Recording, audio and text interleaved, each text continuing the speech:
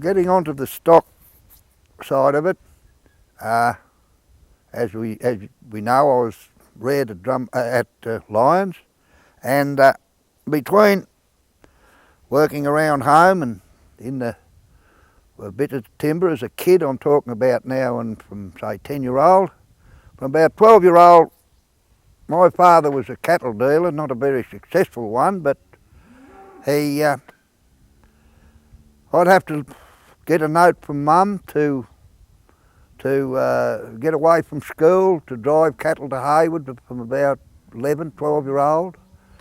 There was no transports in those days, none whatever. They were all driven or trucked by rail. There was, I think, a sale about every fortnight, perhaps a month in Haywood. The old yards were in the centre of the town, behind the small supermarket and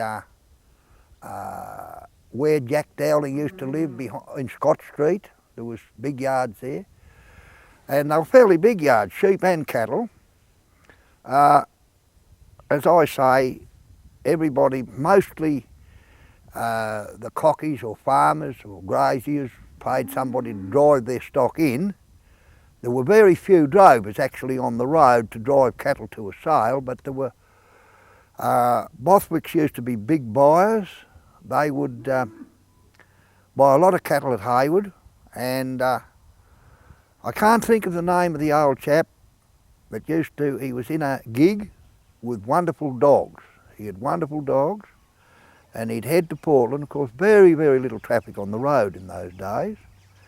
And these dogs, he never had a horse, they done the work, beautiful dogs. And he'd take a mixed herd, there'd be bulls scrapping among them, you know, could be 100 head. And Dad sometimes would have up to 60, 80 head of cattle, but he again had good dogs, very good dogs. And actually I fell for most of it. Later, Harold, the late brother, a younger brother, he done a bit of droving for him. But most of my cattle work was done with Mr. Sam Molsey that had Melrose at Winnip, and he would have been the biggest stockman. He, or I understand before my time, Tommy Wilson had a lot of country. He had a lot of country and a lot of stock. Pretty good stockman, I understand, very good stockman. And he didn't leave cleanskins about for very long, I'm told. But anyway, getting back to Sam Molsey, or Mr. Molsey as he was known to us, of course, he would call in at our place at Lions. We would have had a few whiskies with his mate at the Henty in Portland. It was a Henty in, what was the name of the hotel? The Richmond, it was known in those days as the Richmond Hotel. And to see if he could get one of the boys, which was me, to go and assist him the weekend or for holidays. I remember quite well going with him up to Winnip, to Melrose, and staying there, and daylight the next morning he set me off. He always had very good horses, very, very good horses, and a good horseman and stockman himself. I'd leave Melrose at daylight in the morning, Piccaninny dawn, on a good horse, leading another horse, heading for Mr. Molsey's coast country, where he had thousands of acres. Look, I could name a dozen different big paddocks, Hanlons and Bars and Canes and Skipworth, that he'd amassed over the years. And what area was this exactly? This was at Kentbrook, past the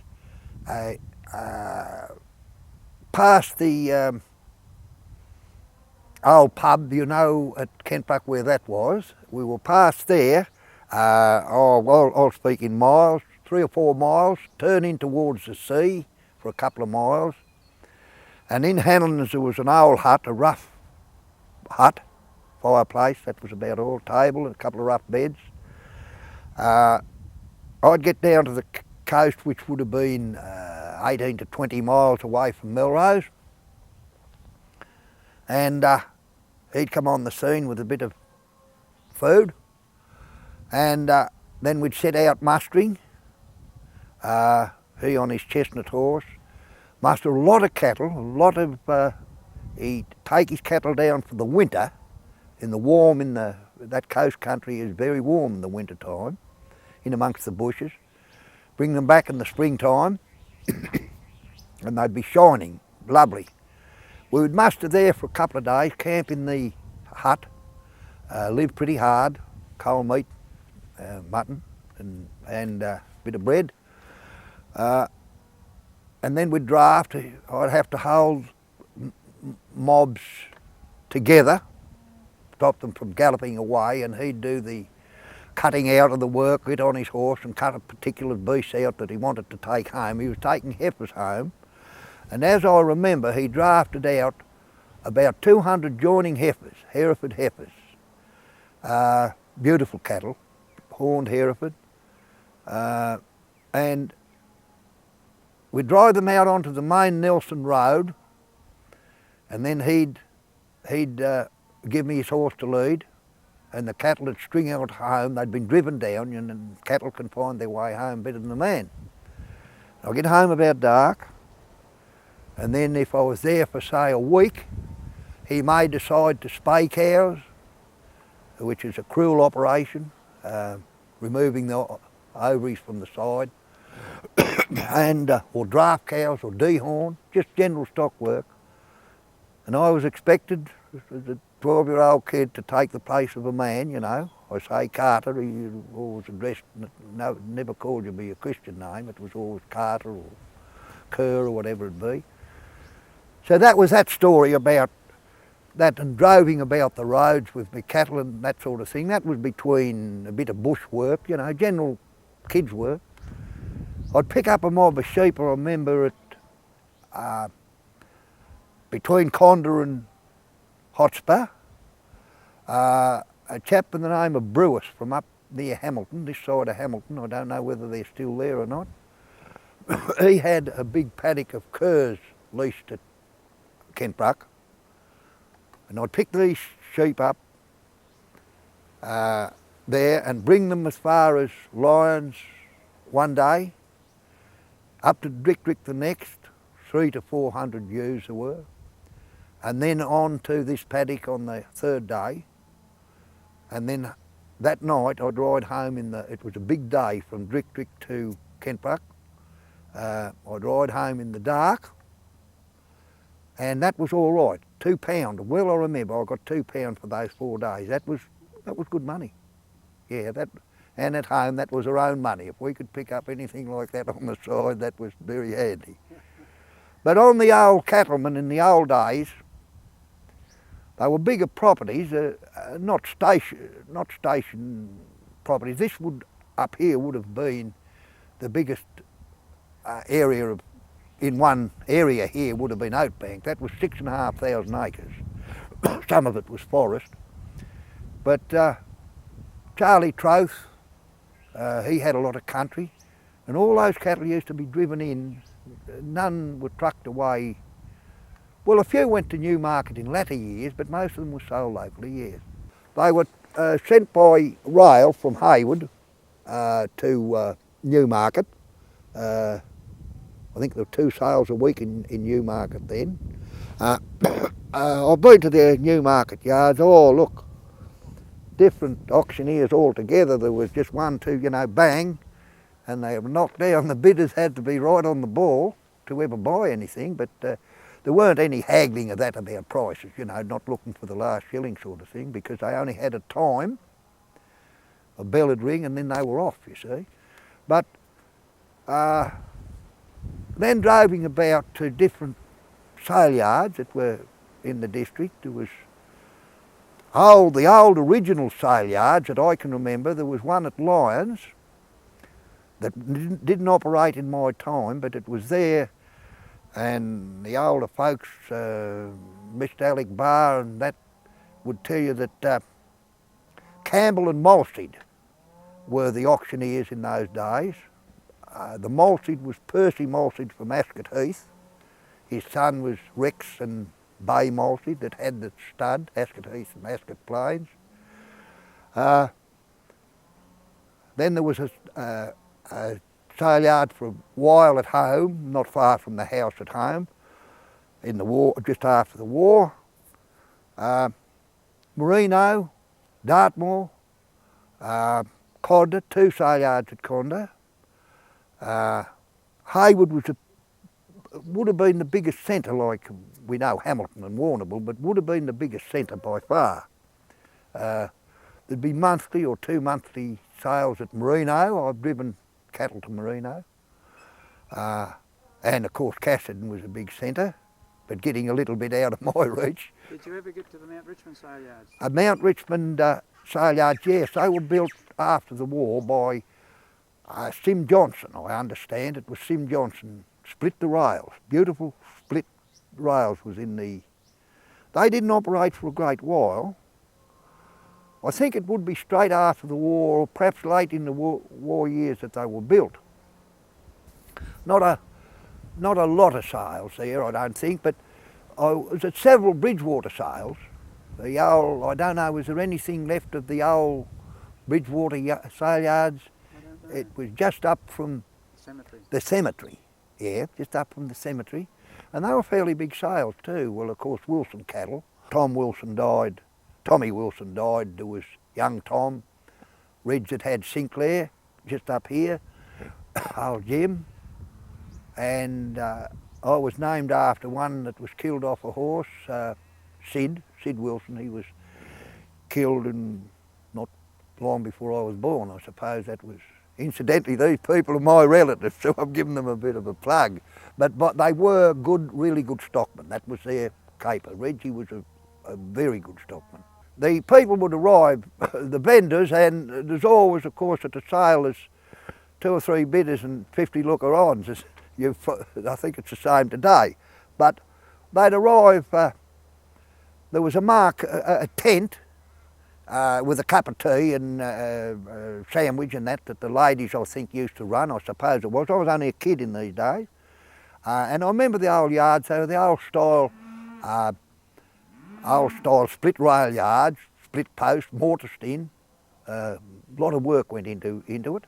And good cattle, a lot better cattle than what we see now. There were predominantly Hereford and a lot of roan Bawleys. A roan Bawley was a cross between, as a rule, a white bull, white shorthorn bull, and Hereford cows.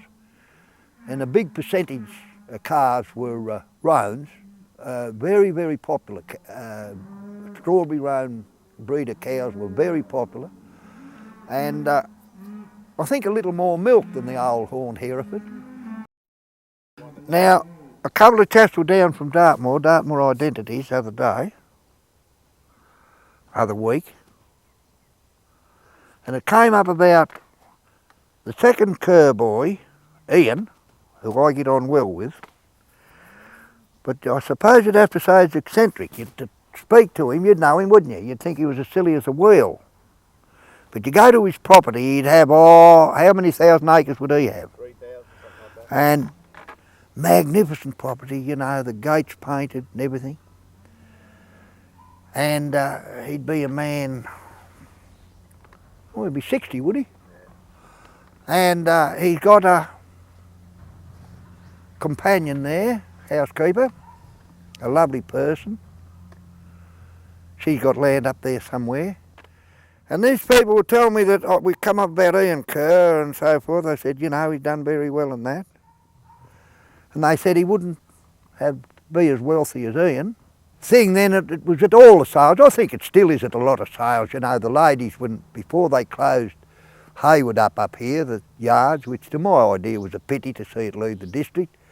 But there was always 2 ladies there for years, Mrs. Cottier and Mrs. Wallerman, elderly ladies. I think they really done it for the sake of doing it more than anything, you know, next to nothing for 20, 50 cents or something for a bun and a cup of tea. And that was, of course, at all the sale yards, about in those days. Most of that money went to some charitable organisation, of course. But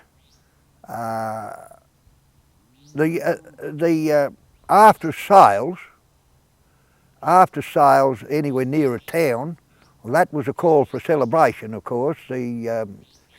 Everybody, before my time, I could peep through the door perhaps, but at the hotels, they'd gather at the hotels and have a good session, and of course drive home, perhaps with one eye shut, but that was before .05. But getting back to Bridgewater, that was like Dartmoor and all the country sales. It was an occasion in the town. In this respect, not many ladies went, but there would be a few, perhaps wives of vendors and that sort of thing. But it would be pretty hard for a buyer to get his head in for a look. There was really only sticking peaks. I mean, they'd never bid for anything in their life, but it was somewhere to go. So that's about all I can tell you on the sale yards. Good, excellent. Now, do you want to get on to horses or dogs? Well, I think dogs, which anybody with stock will tell you that a good dog is worth 10 horsemen, a good dog. Now, when I was a kid droving, I was lucky enough for the dad to have good dogs. He didn't breed them because he was too hard on his dogs, but he'd buy a well broken in dog, and an old dog he had, Tiger, had him for years. He was a wonderful dog. Like, a beast wouldn't get away because he'd go for the nose. He didn't heel very much. He would grab a heel occasionally, but a beast that would break away, he'd grab it with the nose and hang on to it like a grub, you know. I've seen him tossed in the air. And he'd turn them and bring them round, and they got, for instance, if you're driving along with sturry cattle, you could send him ahead and he'd block a turn in, you know. He'd stand at the gate. Big George Price, he was a drover. That was in latter days. He was a drover. He was the general drover around the place. He had wonderful dogs, wonderful dogs. Tom Wilson, young Tom Wilson always had a good dog. Reggie Wilson had good dogs.